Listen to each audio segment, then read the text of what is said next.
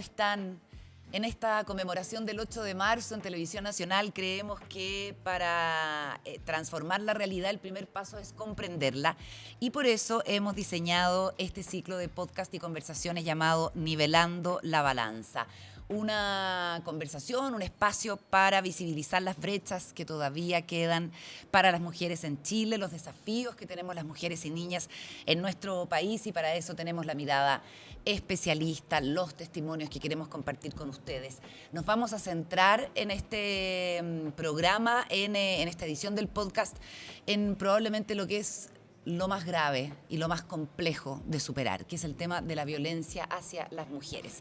Para eso voy a saludar a las tres mujeres que me acompañan en este panel. Estamos con Priscila González, feminista, integrante de la Red Chilena contra la Violencia hacia las Mujeres. Bienvenida, Priscila. Muchas gracias por la invitación. También estamos con Nelly Santander, fundadora de Codeinfa, una ONG que desde 1994 trabaja en la erradicación de la violencia familiar y de género en la comuna de San Joaquín, ganadora, además, Nelly, del premio Elena Cafarena. Bienvenida. Muchas gracias por la invitación. Y estamos junto a Marcela Sabat, ex senadora, diputada y autora de legislaciones transformadoras con perspectiva de género, como la Ley Gabriela, que amplió la figura del femicidio, la Ley Antonia, que sanciona la revictimización, y la Ley de acoso callejero, además de fundadora de Women and Equality Solutions y directora ejecutiva del gremio de empresas de aplicaciones Alianza IN. ¿Cómo estás, Marcela? Muy bien, Bienvenida. Carola, muy feliz de estar aquí hoy día. Muchas gracias por la invitación. La Marcela nos contaba que su hijo mayor nació el 8M. Sí. Y estaba en un matinal hablando de Derechos de las mujeres.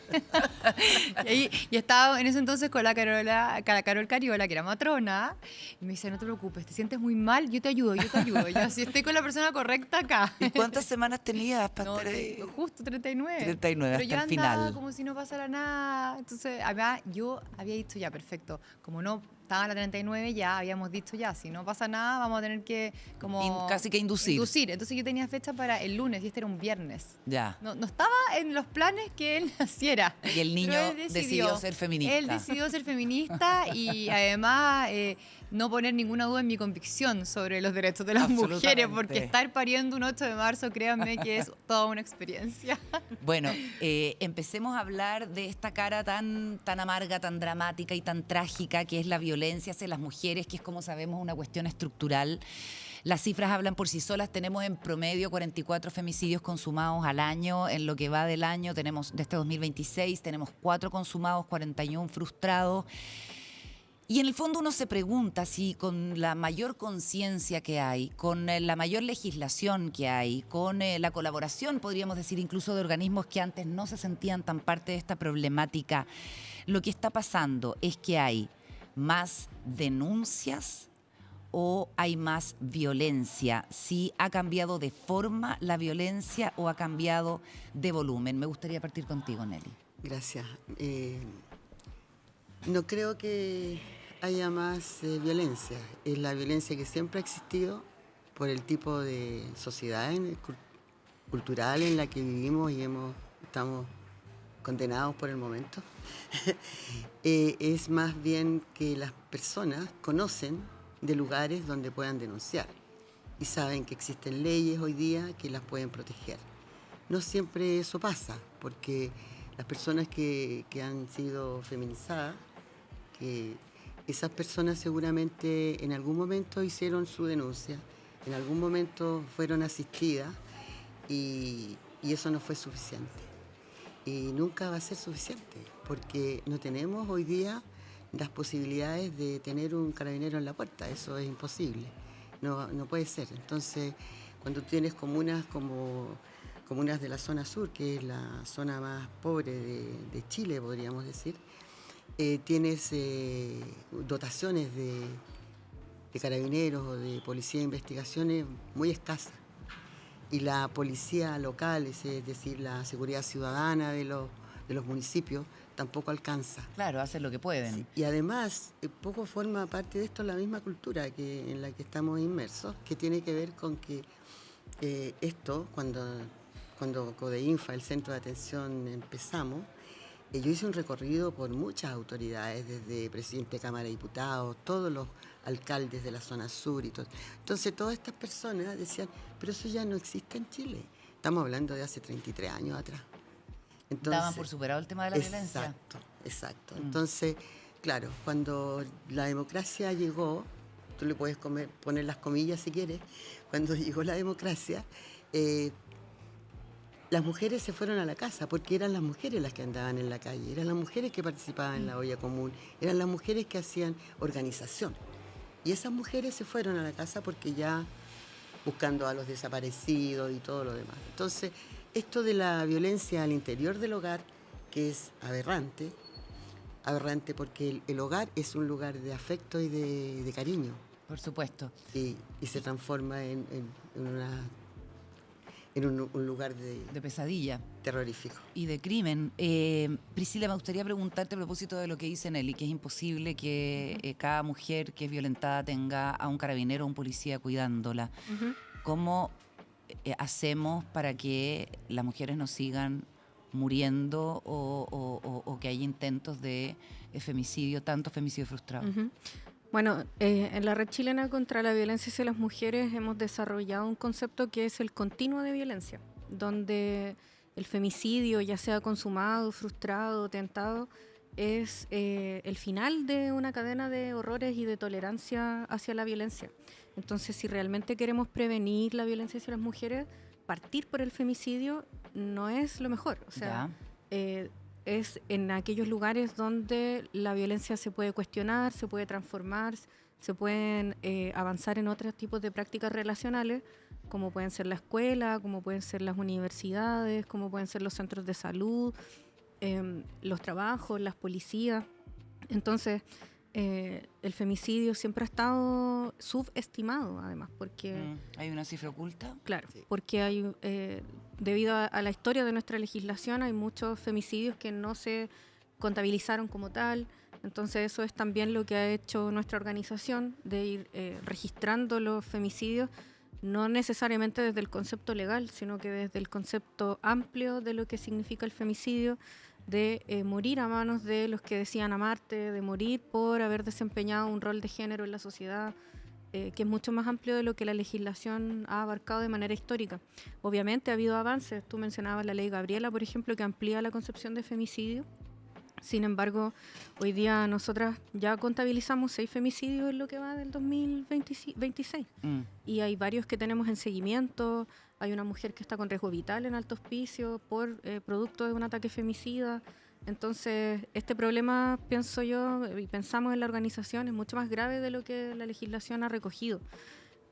Por lo tanto, si queremos realmente dejar de contar víctimas y empezar a trabajar en temas que sean transformadores en la sociedad, tenemos que entender que el continuo de violencia termina con el femicidio e incluso más allá cuando no existe justicia para la memoria de esas mujeres y para esas familias. Entonces, atajar este tema del avance de la violencia tiene que ser desde lo más preventivo. Desde lo más preventivo, lo más básico. Sí, y tú también mencionabas o preguntabas si es que acaso la violencia había aumentado o se había transformado. También se va transformando, porque antes, no sé, cuando yo era más chica, yo tengo 35, cuando yo era más chica no nos relacionábamos a través de internet, hoy día sí. Entonces la violencia también avanza hacia lo digital, hay acoso a través de redes sociales, hay grooming, ha habido distintos conceptos para abordarlo, pero el sustrato de esa violencia sigue siendo la misma. Esa idea de posesión, esa idea de que lo masculino está por sobre lo femenino. Entonces son esos cuestionamientos los que se debiesen transformar, pero eso es un proceso lento, de largo aliento, que requiere compromiso, que requiere recursos.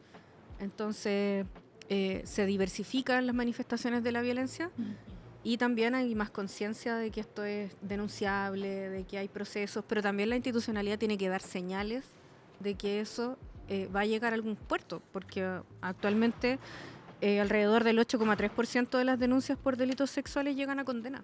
Entonces, solo el 8,3%. Sí. Marcela, ¿cómo fue la experiencia de empujar legislaciones que avanzaran en materia de derechos y de defensa de las mujeres frente a la violencia? Una experiencia que tiene de todo un poco, porque para que esas leyes salgan a la luz tiene que haber transversalidad. Y quizás en los tiempos que yo estaba y comenzamos con esta lucha, no había ese convencimiento en forma transversal.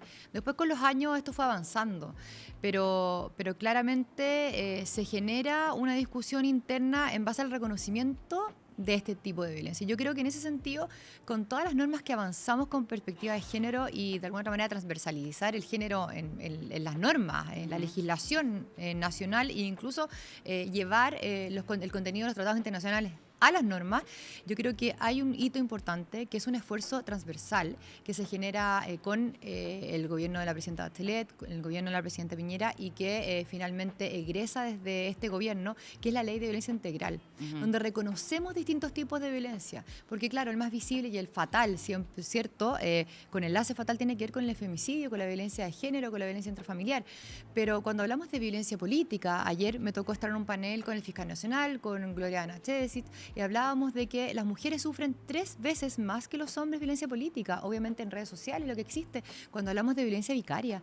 Madres, jefas de hogar que tienen que sacar adelante un hogar solas, y se tienen que enfrentar también a esta violencia todos los días, donde se utilizan a los niños, donde la dependencia económica es un tremendo factor también. Y cuando hablamos de números de las denuncias, yo creo que también estoy muy de acuerdo con que la prevención es un momento importante para poder disminuir estos números, ¿cierto? Estas mujeres que finalmente terminan en femicidio, lamentablemente, porque son muchas, y nos contaba ya el fiscal nacional que de los femicidios consumados, solo el 70% no había generado ni siquiera una denuncia en su vida. Y probablemente es una violencia recurrente que no fue llevada a las instituciones, y eso es un problema. No puede ser que el 70% de los femicidios en Chile no haya contado nunca con una denuncia, no haya existido en el mundo institucional, no haya existido una posibilidad desde que el Estado haya podido salvar a esa mujer. Pero por otro lado, las mujeres lo que ven también y lo que ve la ciudadanía en general es que muchas veces, a pesar de la denuncia, las mujeres mueren en manos de sus agresores. Entonces no hay allí también una decisión como racional, podríamos decir, de ¿para qué voy a pagar el costo de hacer la denuncia? Totalmente, con todo lo que implica? Si en el fondo nadie me va a proteger. Es que yo creo que también, Carola, si me permiten, la solución estatal no es la que necesita una mujer que sufre violencia. La mujer no necesita, que me perdone el sistema, pero falla el sistema y eso no es ninguna sorpresa. Una mujer que sufre violencia y que es retirada de su hogar con sus niños no necesita un hogar de acogida. Ella necesita un nuevo lugar para vivir, ojalá muy lejos de su agresor. Necesita, esto es muy importante, necesita autonomía económica. ¿Cómo le entregamos un subsidio laboral? Que las empresas aquí también sean un elemento o un actor protagonista, cómo entregar subsidios de empleo, que sean con acompañamiento. Lógicamente, si una mujer que ha sufrido violencia es una mujer que necesita un acompañamiento especial, un empleo con apoyo. Y también que se pueda reubicar a los niños y que ahí el ministerio, la coordinación sea mucho más rápida. Nosotros generamos un subsidio de arriendo temporal con entrega de un subsidio, con promesa de entrega de subsidio de vivienda definitiva durante el gobierno del presidente Piñera. Funcionó de maravilla porque habían ciertos cupos que se entregaban cada vez que existía un proyecto habitacional solo para mujeres que han sufrido violencia. Imagínate si eso hubiera ocurrido en todo Chile, si todas las municipalidades hubieran tenido coordinación con el Ministerio de Vivienda, si se hubiera conocido mayormente, si existiera todavía, además, una tendencia a que esto se hubiera amplificado con los gobiernos siguientes. O sea, no pasó eso. No, lamentablemente no pasó, pero esto tiene que ver porque no existe la coordinación necesaria con todos los ministerios, las policías tampoco. O sea, cuando una mujer va a denunciar probablemente en una zona que no es urbana, alejada, se va a encontrar con un carabinero que probablemente no está capacitado para recibir esa denuncia o que capaz que sea muy amigo del agresor. Entonces necesitamos también que las policías y que las instituciones en general estén capacitadas de la manera correcta para cuando se enfrenten con una mujer que quiere denunciar se vea completamente acogida y eso ya no pasa, lamentablemente. Nelly, ¿tú crees que podemos decir hoy que hay menos silencio, aunque la violencia siga existiendo? ¿Crees que hay menos silencio? Sí, sí, hay menos silencio, pero hay lo que a mí siempre me ha llamado mucho la atención, la descoordinación y el que no esté el tema de violencia alojado en una sola parte. Entonces, cada ministerio tiene una cuota de trabajo en el tema de violencia hacia la mujer. Como dice Marcela, hace muchos años, la edad media. Por ejemplo, nosotros solicitábamos vivienda para algunas mujeres que muy maltratadas y que necesitábamos, y algunos alcaldes o el ministro de Vivienda de la época nos entregaba un cupo, pero era en los confines y en lugares muy peligrosos. Ajá. Entonces, era como un castigo más que... Casi. Entonces, muchas mujeres preferían quedarse en el lugar. Entonces, esta descoordinación que cada ministerio, el Ministerio de Educación, el Ministerio de Vivienda, el Ministerio de Salud y todos los ministerios trabajen aparte los temas. Entonces, eso divide el presupuesto y divide, por supuesto, la coordinación. Y los esfuerzos. Y Claro. todos los esfuerzos se quedan alojados según donde tú vayas. Entonces, evidentemente que hoy día está más, se habla más del tema de la violencia hacia las mujeres, pero no se hace lo que tiene que hacerse. Y como dice Marcela, la casa de acogida, o sea, un albergue para mujeres maltratadas con los niños a cuestas, o sea, tampoco es la solución. Entonces, hay otras soluciones que prefiero no decirlas acá porque tiene que ver con los hombres. Yo llevaría a los hombres, yo sacaría al hombre de la casa. Esa sería la No solución. a la mujer. Estoy de acuerdo. Al revés. Primero, primero el lugar. Primero la mujer tiene que salir arrancando o no, como sea, si se va escondida o arrancando con los niños. Hay que buscar un lugar para ella. Tiene que buscar un lugar, un nuevo colegio, un nuevo barrio, ubicarlos, nuevos amigos. En cambio, si tú sacas al hombre de la casa y lo ubicas a él en un lugar que siga haciendo lo que corresponde, es decir, trabajando, además haciéndose una terapia de rehabilitación, porque en su caso no es reparación, es rehabilitación, y siendo el proveedor también, entonces nos ahorraríamos muchos Nelly, penares. Nosotros intentamos Marcela. generar un proyecto de ley en esa línea. Bueno, yo lo donde conversé que muchas sacáramos veces. al agresor del hogar, porque No, de verdad sí, creíamos que es lo justo, además. Si él es el que está de alguna otra forma agraviando a la familia y a la mujer y a los niños, una agresión integral. Pero policía nos decía que no existía la seguridad de que ese hombre no volviera al hogar, aunque hubiera una pulsera o una tobillera en el fondo Sí, claro. de por medio. Entonces, la seguridad para la mujer es lo que ahí está en cuestión y es lo que se cree que se entrega en una casa de acogida, pero la casa de acogida finalmente es temporal, los Sí. niños quedan muy mal psicológicamente y la mujer en una casa acogida también necesita generar ingresos, Exacto. también Claro. necesita en el fondo mantener Autonomía. a los niños. Entonces, yo creo que tiene que ser una solución integral, no tiene que ver solo por dónde quedarse, sino que aquí es un elemento, y también lo tomó cierto la ONU este año, como en el fondo la campaña, su lema, que tiene que ver con la economía, con la autonomía económica y con la justicia y todo. Cuando tenemos autonomía económica es el elemento Sí. que nos va a quitar cualquier tipo de vulnerabilidad para las mujeres, obviamente la pobreza, un embarazo adolescente y La sobre todo formación la también, violencia. la capacitación de las mujeres. Hablemos ahora les propongo, de la violencia que se normaliza.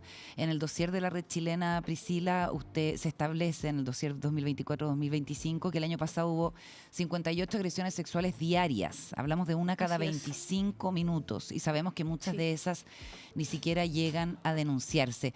Desde la mirada de la red, ¿qué impacto psicológico tiene vivir en esta alerta permanente en el espacio público y también en el privado?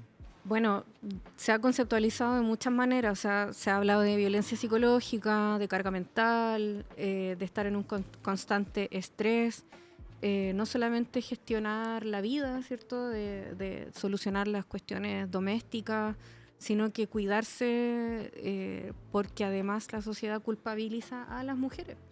¿Por qué sigue con el agresor? ¿Por qué no se ha ido de la casa? ¿Por qué no quiso ir a la casa de acogida? Cuando es muy ilustrativo lo que decía Giselle Pelicot, o sea, hay que hacer que la vergüenza cambie de bando. Tenemos que poner el foco en que los hombres, y lo digo así porque así lo dicen todas las cifras, son los hombres los que utilizan la violencia para resolver sus conflictos. Entonces, mientras todo el mundo nos dice a nosotras que nos tenemos que cuidar, que no tomemos en la fiesta, que no vayamos a tal lugar, que nos volvamos temprano a la casa, La ropa. la ropa, por supuesto. Entonces seguimos poniendo el foco en que somos nosotras las que tenemos que evitar las agresiones. Cuando ha habido muy pocos programas públicos que han puesto el foco en que son los varones los que se relacionan de manera violenta. Entonces, claro, es un impacto psicológico muy grande, es un impacto económico muy grande, porque muchas veces preferimos tomarnos un taxi o un Uber antes que irnos en micro. porque preferimos no atrevernos a hacer cosas, porque nos pueden decir que es nuestra culpa recibir la violencia, cuando eso nunca es así. Nosotras no somos las que tenemos que estar cuidándonos de recibir la violencia, sino que son los agresores los que tienen que buscar otras maneras de relacionarse.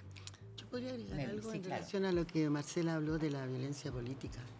O sea, en los años 70, el ensañamiento después del golpe de Estado hacia las mujeres que fueron detenidas, muchas de ellas desaparecidas, embarazadas y todo eso, fue una violencia que para mi gusto, yo he tratado de pensarlo bien, tiene que ver con la cultura que existía y que sigue existiendo, un poco menos, pero sigue existiendo, esa cultura machista. Entonces, ¿cómo se le ocurre a una mujer en los años 70 dedicarse a la política, Claro. hacer política, Estar fuera de trabajar su en casa. política, estar fuera de su casa, es una marimacha? O sea, son palabras que usan. ¿Para qué vamos a decir de otra que usa mucho el agresor? No me atrevo a decirla acá. Pero es el control. Entonces, el ensañamiento con las mujeres detenidas fue horrible. Brutal. Entonces, eso también marca a nuestra cultura, marca a nuestro país y va marcando la pauta de lo que viene después. Claro, democracia en el país y en la casa, pero, como dijo Julieta Kirchhoff, pero eso no ha pasado, eso no pasa. Porque como dice Priscila, el 2% de los hombres se atreve a denunciar que ha sido violentado en su casa por su mujer. ¿Y qué pasa con los otros que se supone? Porque siempre hay alguien que dice, ay, pero nosotros también nos agreden. Claro, a lo mejor tenemos la lengua filosa, ¿cierto? Pero nosotros no somos las que golpeamos. Las mujeres no hacen eso en general. O sea, la cultura te dice que tú eres una persona de paz, de amor, de servicio, de cuidados. Y hay una asimetría evidente entre la fuerza de un hombre y una mujer. Exactamente. Ahora, Marcela, hablemos de una legislación que cambió significativamente las cosas y de la cual tú fuiste autora, que es la de responsabilidad parental y el Registro Nacional de Deudores de Pensiones y Alimentos, ¿cierto? Y aquí miremos algunos datos. En la operación Renta del 2025, la Tesorería General de la República retuvo fondos a 30.000, un poco más de 30.000 personas inscritas en el Registro Nacional de Deudores de Pensiones de Alimentos por un poco más de 5.100 millones de pesos, y esta cifra representa un aumento de un 16% respecto del 2024. ¿Cómo ha cambiado el escenario, sientes tú, Marcela, para las mujeres al ver que es el Estado el que persigue ahora el patrimonio del deudor? Sí, mira, esa ley nace lamentablemente por sorpresa, porque cuando vemos todo lo que ocurre en el tiempo de la pandemia, ¿cierto?, y el retiro de los 10%, nos damos cuenta que hay un 88% de los condenados a pagar pensión alimenticia que no lo hacía. Sí, era brutal la cifra. Entonces, creíamos ahí no solamente la posibilidad de generar el retiro del 10% para las mujeres, que no se les había generado ese pago, pero además este registro que de alguna otra manera lo que hace es hacer justicia previa, ¿cierto?, retroactiva, digamos. Retroactiva, o sea, claro, porque tiene medidas que coartan finalmente de cierta manera la libertad de la persona que no ha pagado la pensión. Y obviamente que para muchas madres, nuevamente porque el porcentaje lógicamente es mayor también en hombres, el 88% era de hombres que no pagaban la pensión, o sea, está ahí claro sobre la mesa. Se generó hoy día esta opción, pero también, como todos los chilenos, se escabulle, ¿cierto? Y se generan fórmulas para que los hombres no tengan a nombre sus propiedades, no se les depositen en sus cuentas sus ingresos, y ahí se están viendo distintas maneras, pero que la empresa, por ejemplo, pueda retener lo que no se ha ido pagado, o que no tenga un pasaporte, o que no se genere una licencia. Lógicamente que ha ayudado mucho en términos de justicia de poder generar el pago, pero no es suficiente. Y eso tiene que ver con cómo también nos cuestionamos esto como sociedad. Yo creo que, y también quiero ser esperanzadora un poco, cuando vemos nuevas generaciones que quieren comenzar a cumplir un rol, digamos, en el postnatal, con mayor propensión, o que hay empresas, donde yo hoy día me relaciono, que tienen un postnatal obligatorio para los hombres de 3 meses, obligatorio. Antes se partía con el voluntario. Claramente estamos viendo un cambio, y yo lo relaciono nuevamente a lo que tiene que ver con el cuidado, porque si hablamos del elemento liberador de cualquier vulnerabilidad para una mujer, la autonomía económica, lógicamente estamos hablando de cuidado. Las mujeres se hacen en un 90% cargo del cuidado en Chile, que hay una ley de cuidado que garantice aquello, que por favor salga la ley de Sala Cuna, porque las mujeres de esa manera van a tener más libertad económica, más libertad para poder en el fondo trabajar tranquilas, y eso al final es una cadena. Teniendo el cuidado cubierto, la mujer va a poder obtener autonomía económica, y de esa manera va a poder existir un elemento que les permita tener mayor, digamos, libertad con una vulnerabilidad, en el fondo este desapego, ¿cierto? Y es muy, muy, muy, muy decidor cuando hablamos también de las pensiones alimenticias. La obligación tiene que existir, pero la mujer se va a atrever a salir del hogar con mayor autonomía, con mayor decisión, con mayor también, en el fondo, seguridad. Y eso también es un asunto que hoy día cabe. Pero también creo que es importante en esta cadena reconocer que haya más mujeres en espacios de poder, en política y en el mundo privado también. Es muy importante cuando hablamos de una ley de directorio. Yo creo que hemos generado avances importantes en poco tiempo en Chile, y lo establece también el último estudio que genera ahora el Banco Mundial de Economía y Mujeres en las Empresas en febrero, hace poquito, y dice que si bien siguen siendo los mismos 2/3 de los derechos que ejercen las mujeres en respecto de los hombres, digamos, hay una baja importante de puntos respecto a los derechos que existen con los derechos que se pueden ejercer. Perfecto. Y ahí es importante, en el fondo, que exista un trabajo estatal de cómo hacemos que los derechos sean exigibles, porque finalmente existen los derechos tardío. Recién en 1999 tenemos la palabra mujer en la igualdad de derechos entre hombres y mujeres, la ley, en 1999. La Comisión de la Mujer, que también creamos, que soy autora de ese proyecto en la Cámara de Diputados, se creó recién en 2018. O sea, ¿cómo generamos esta perspectiva en las mujeres? Entonces, estamos lentos, pero al mismo tiempo hemos generado grandes avances porque somos los primeros a nivel regional en términos de avance de derechos de las mujeres.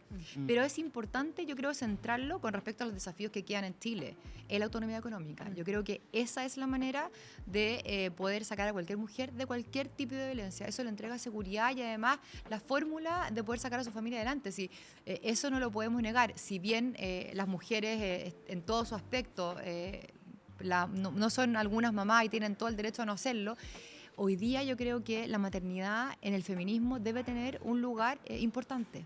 Yo creo que las dejamos fuera mucho tiempo. Y yo creo que es importante, ¿por qué? Porque esas mujeres están solas, son jefas de hogar y son un lugar importante en la sociedad. Una mujer, cuando supera una discriminación, es una familia entera la que está detrás, que también la supera, y por lo tanto la sociedad la que se genera más equidad. De todas maneras, Priscila, ¿cómo lo ves? Quiero mencionar que no pagar la pensión alimenticia es violencia económica.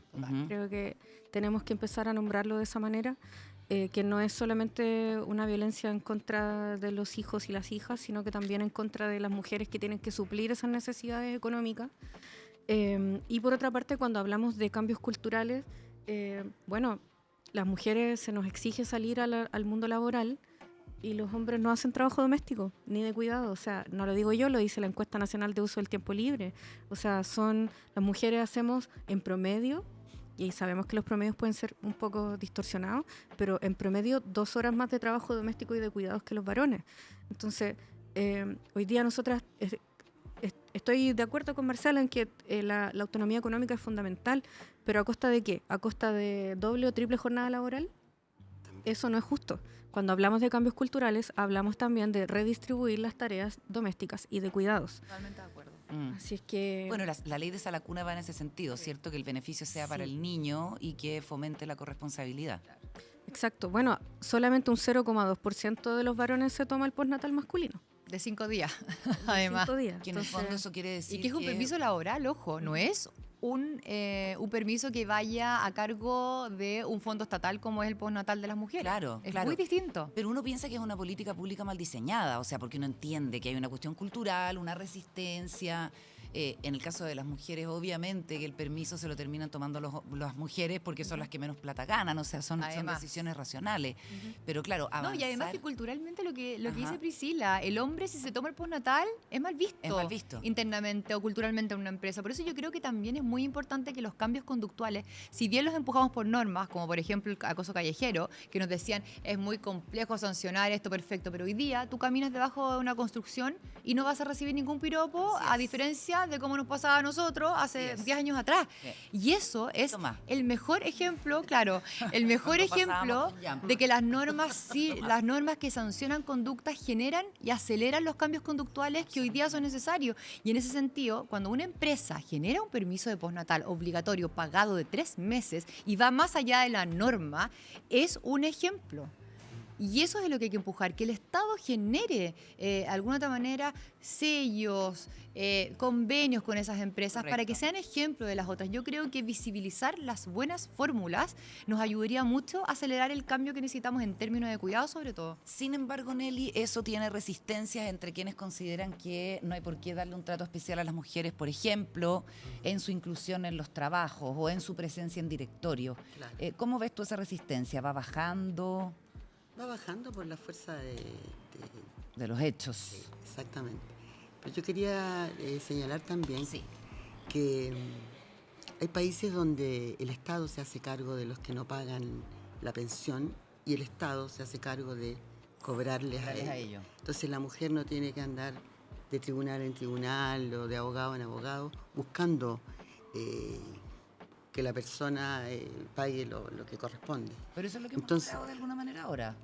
Pero el Estado no le paga la pensión. Ah, claro, no se la paga directamente, pero atenaza al deudor. Sí, eso sí, porque incluso no pueden sacar permiso de conducir. Sí, licencia de conducir, pasaporte. Ni pasaporte. Claro, yo lo encuentro genial, pero bueno. Yo creo que... ¿Cuál era la pregunta? Disculpa. Si quieres hacer algún otro comentario sobre el tema de la violencia económica. Bueno, es que eso es lo fundamental, porque a las mujeres golpeadas o maltratadas o qué sé yo, el marido le deja a veces 1.000 pesos y hace una comida con 1.000 pesos. Claro. Y pobre de ti que no tengas la comida hecha y calientita cuando yo llego. Entonces, ¿eso sigue pasando? ¿Tú lo ves? Todavía pasa, sobre todo en las mujeres que son más adultas mayores y que han sufrido violencia durante toda la duración de su relación. Entonces sigue pasando. ¿Y las mujeres más jóvenes? Mire, en general las mujeres más jóvenes ya están más empoderadas, a los 35 años, 30 ya están denunciando, ya están yendo a algún espacio que las pueda atender y guiar en relación a una denuncia y todo eso. Pero no siempre están las instituciones que corresponde que estén empoderadas del tema. Por ejemplo, Carabineros. Como decía Marcela hace un rato, o sea, hay que hacer un trabajo mucho más profundo, porque a mí y los comisarios y mayores de las comisarías me decían los primeros golpeadores de sus mujeres son los Carabineros. Entonces, evidentemente que tú ibas a hacer una denuncia y él le decía, pero señora, pesca un palo y péguele. Esa era la solución, ¿te fijas? Entonces, yo creo que ya hemos pasado esa etapa, pero sigue existiendo una mala forma de acoger a una mujer maltratada en una comisaría. Porque la carabinera que está a cargo de ese tema también es mujer y ella tiene permiso prenatal, postnatal y todo ese tipo de cosas y no hay nadie que se ocupe. Entonces, ¿cómo hacemos para que esto funcione como un reloj? Claro. ¿Cómo estábamos? Un reloj bien aceitado. Bien aceitado. Lo que dice Nelly, Carola, es súper cierto porque se traduce en las denuncias de la edad de las mujeres. Las mujeres, en el fondo mayores de 60, casi no denunciaron, un porcentaje muy bajo. Las de 45 hacia arriba, hay un porcentaje que ya es en el fondo ilustrativo, pero muchas de esas denuncias luego son retiradas. Es un porcentaje muy amplio. Y luego, después de más bajo de los 30, las mujeres ya tienen un porcentaje que es mucho más robusto de denuncia sin ser retiradas. Y yo creo que también aquí no solamente la denuncia es importante. Nosotros trabajamos la ley Antonia, que ahí la figura quizás más discutida en términos penales era la inducción al suicidio. Correcto. Y Suicidio femicida. exacto. Y es una figura también discutida a nivel mundial. O sea, fue muy complejo y no era la primera vez que intentábamos legislarla, porque ya habíamos tenido otro ejemplo de otra mujer que había sido inducida también al suicidio con pruebas y todo. Y bueno, y ella en su caso no se alcanzó porque la legislación sale después, ¿cierto? Pero la familia de Antonia nos dijo, yo no podría sacar una ley con el nombre de mi hija si también, o sea, si no tratamos lo que tiene que ver la revictimización en juicio. Porque ella relata en todos los WhatsApp que deja y en todas las cartas que deja la dificultad y la vergüenza que significaba para ella, no solamente socialmente, sino que el enfrentarse a un tribunal. Entonces, Antonia Barra, en Temuco. Antonia Barra. Entonces yo creo que el tema de la revictimización en juicio no está resuelta y hay que trabajar muchísimo. Nosotros dejamos algunos elementos importantes para que se pudiera disminuir, pero hay mucho que hacer a nivel institucional. La brecha en el juicio es muy compleja, la brecha institucional, no solamente la del ejercicio de los derechos o los derechos existentes, el ejercicio de los derechos, sino que la brecha institucional para poder, en el fondo, generar esta denuncia. La mujer que denuncia tiene que pasar de verdad por un calvario espantoso. Entonces yo creo que ahí el trabajo, tanto los recursos, yo creo que hay que poner recursos para que los nudos se empiecen a desatar. Y ahí por lo menos el fiscal nos contaba ayer que había un esfuerzo mayor, y eso se agradece, pero es un trabajo que viene a largo plazo a solucionar lo primero, el primer paso, que es que la mujer se atreva a denunciar y que esos números estén en las políticas públicas, nuevamente. Si las denuncias no están, es lo más riesgoso es para todas las mujeres, porque claro, las políticas públicas en el fondo no son generadas o no son redactadas o realizadas en base a números que probablemente son distintos a la realidad. Pero ¿no es un poco contradictorio que todos los gobiernos, desde la vuelta a la democracia hasta ahora, hagan el llamado a denunciar, sabiendo que van a pasar por ese proceso de revictimización, por eso lo primero es sabiendo que las condenas por delitos sexuales solamente alcanzan el 8%? O sea, ¿por qué tenemos que seguir pidiéndole a las mujeres que se sacrifiquen? Sí, ¿no? Las mujeres tienen que pasar por todo ese trabajo internamente, por todo ese proceso de primero de saber, de reconocerse como víctimas. O sea, a nadie le gusta reconocerse como tal.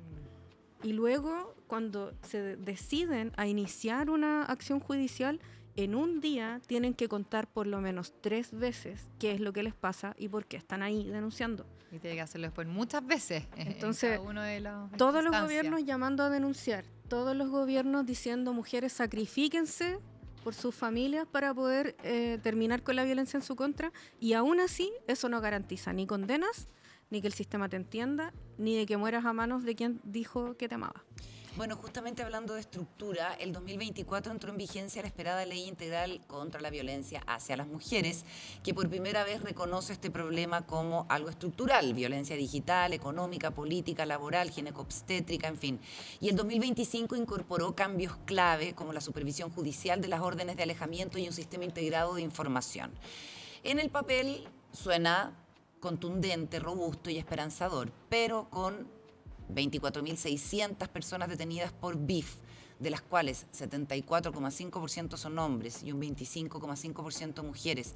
Durante el 2024, la pregunta para las tres es: ¿está cambiando algo en la práctica, Nelly? ¿Qué significa realmente una reparación integral en términos concretos para una víctima, como establece la ley?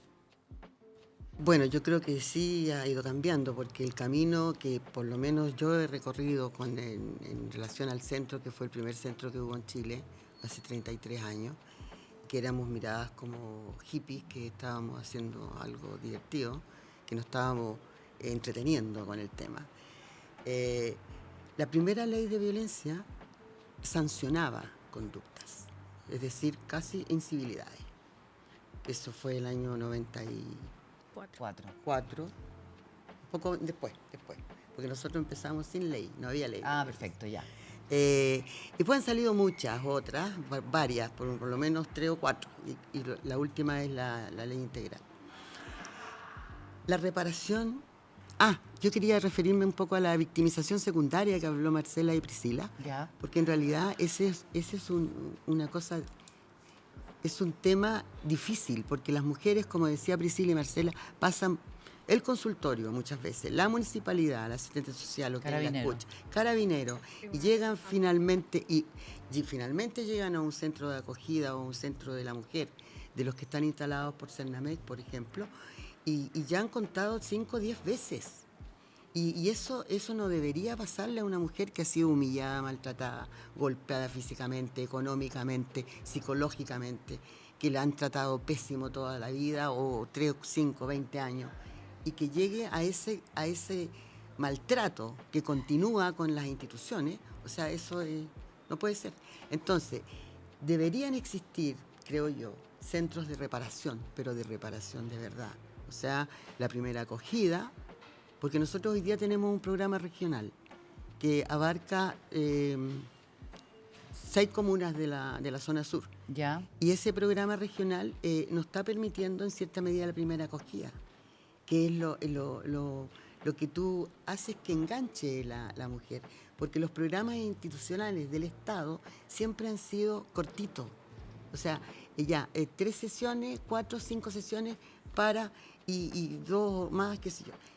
Una persona que sufre violencia, que ha sufrido siempre violencia, incluso en su casa, con su familia, desde chica, porque la violencia tú no la descubres de un día para otro. O sea, una violencia que viene desde la familia, el maltrato cuando eras chica, y sigues con el maltrato en el pololeo, y sigues con el maltrato con tu pareja, y así continúa. Entonces, esa persona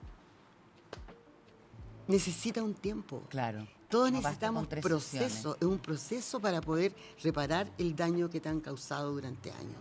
Y eso no está en ninguna ley. En ninguna ley. Priscila, ¿cómo ves el tema de la ley y su implementación? Es un desdé. Esta ley estuvo en el Congreso por más de 7 años, así es que, es una ley también impulsada por las organizaciones feministas. O sea, a las feministas se nos exige un montón, así como, ¿dónde están las feministas? Bueno, entre otras cosas, presionando para que las leyes avancen en el Congreso. Y entre esta ley, por primera vez reconoce jurídicamente el concepto de violencia hacia las mujeres, de violencia basada en el género.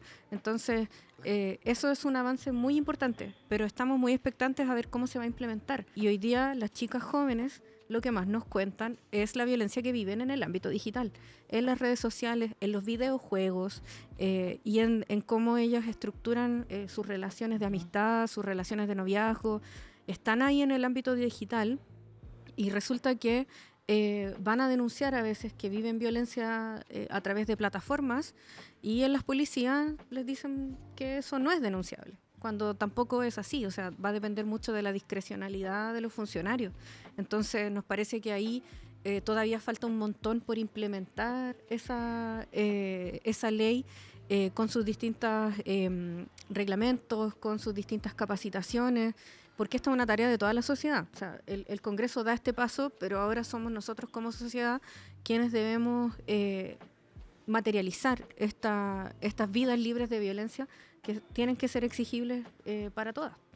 Y por otro lado, quería mencionar que es en la casa donde se produce la mayor cantidad de femicidios y de violencia sexual. Entonces, mientras a nosotras se nos desplaza de los espacios públicos y de los espacios de toma de poder y se nos dice que debemos estar en la casa, no siempre así de manera tan explícita, ¿cierto? Pero resulta que es en la casa donde ocurren los femicidios y la violencia hacia las mujeres.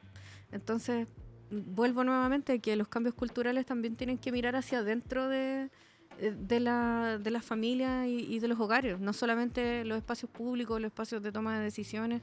Ahí está el núcleo de cómo se trabaja en torno a la prevención de la violencia también. Marcela. Mira, yo creo que es un tremendo avance y un hito inicial, sin duda, la aprobación de la Ley de Violencia Integral, reconocer también que es un esfuerzo transversal de 3 gobiernos y de una bajada normativa de la CEDAW, de un tratado internacional que debiésemos haber cumplido desde hace mucho tiempo atrás. O sea, esto también es una obligación que tenía el Estado, no es una ley de buena onda, digamos. Claro. Y en ese sentido, digo inicial, porque tienen que generarse muchos protocolos y normativas internas en cada uno de los aspectos cuando hablamos de violencia obstétrica. tiene que haber un reconocimiento de las instituciones, en el fondo médicas, tienen que existir protocolos de comportamiento. Nosotros también generamos la ley Dominga, que tiene que ver cuando ocurre una muerte perinatal. Y eso ha significado un esfuerzo gigantesco, porque también además se reconoció ahí el derecho de la mujer que se enfrenta a un parto, digamos, a tener un acompañamiento. Claro. Y que eso se reconozca. Entonces, no puede ser que teniendo esta tremenda ley tengamos que generar pequeñas normas, pequeñas leyes para que sea exigible. Entonces, eso tiene que ver también con los recursos. Esto es plata donde está la necesidad. Y yo creo que en ese sentido, los gobiernos, cuando se generan cambios en esto, tiene que ver con los esfuerzos fiscales que se generan para que resulte. Porque si no, esto va a ser nuevamente un saludo a la bandera. Es como lo mismo que ocurre con la brecha salarial.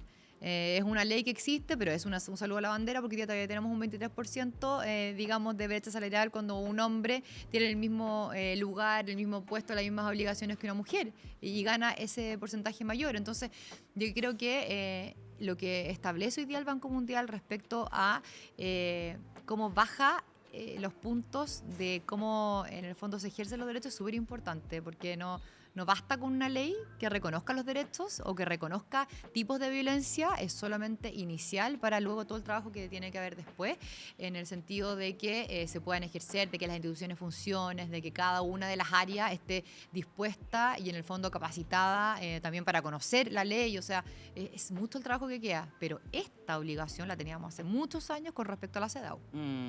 Bueno, hoy hemos estado hablando de cifras, de leyes, de denuncias, pero sobre todo hemos estado hablando de mujeres, de las que han sentido miedo, de las que han buscado ayuda y no han encontrado, las que todavía no se atreven por temor o por desconfianza, que a veces pesa más que la esperanza, desgraciadamente. Hemos tenido avances, tenemos nuevas leyes, lo hemos conversado, instituciones que acompañan, en redes que sostienen, pero las leyes por sí solas, y lo decía Marcela, no transforman la cultura ni erradican el miedo. El cambio real ocurre cuando como sociedad dejamos de normalizar la violencia y asumimos que simplemente la violencia hacia las mujeres no es tolerable. Quiero agradecerles, Nelly, Priscila, Marcela, la conversación y espero que podamos seguir conversando de este tema tan importante más adelante y ojalá con avances. Que estén muy bien. Muchas gracias. Muchas gracias. Felicitaciones Gracias a por el ustedes podcast. por acompañarnos en Nivelando la Balanza y hay más de estos contenidos en este especial de 8M de Televisión Nacional.